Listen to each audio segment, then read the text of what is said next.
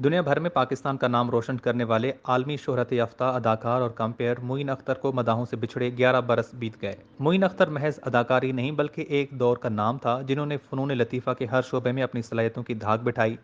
24 दिसंबर 1950 को कराची में पैदा होने वाले लेजेंड अदाकार मोइन अख्तर को फ़न की एकेडमी कहा जाता था, क्योंकि फ़िल्म हो, टीवी या फिर स्टेज ड्रामा, उन्होंने हर शोबे में अपनी खुदादाद सलाहियतों का लोहा मनवाया। मोइन अख्तर को जहां अहम शख्सियात की अंदाज की नकाली पर मलका हासिल था, वहीं उन्होंने टीवी पर शायकीन को मज़ाह के एक नए अंदाज से भी रूशनास कराया जो कि उन्हीं का खासा था। टीवी पर जहां उन्होंने अनवर मकसूद और बुशरा अंसारी के साथ मिलकर कई शाहकार प्रोग्राम पेश किए, वहीं मन चले नौजवान से लेकर एक सिंह बूढ़े तक के किरदार भी अदा किए, जिन्हें देखकर आज भी होंठों पर हंसी मचल जाती है।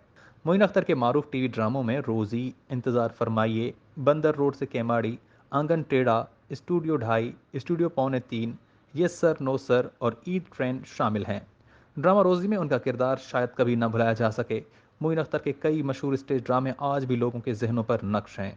मोइन अख्तर 22 अप्रैल 2011 को हरकत कलब बंद होने से इंतकाल कर गए थे। साथी फनकारों के मुताबिक पाकिस्तान की सकाफत को ड्रामों और शोबिस के जरिए मोइन अख्तर ने जिस तरह से मुतारिफ करवाया, कोई दूसरा शायद ही काम इस खूबी से कर सके। मोइन अख्तर की फ़नकाराना खिदमात के अतराफ़ में उन्हें सदारती तमगा बराए हुस्न कारकर्दगी और सितारे इम्तियाज़ समेत कई कौमी और बैनुल अक़वामी अवार्ड से नवाजा जा चुका है।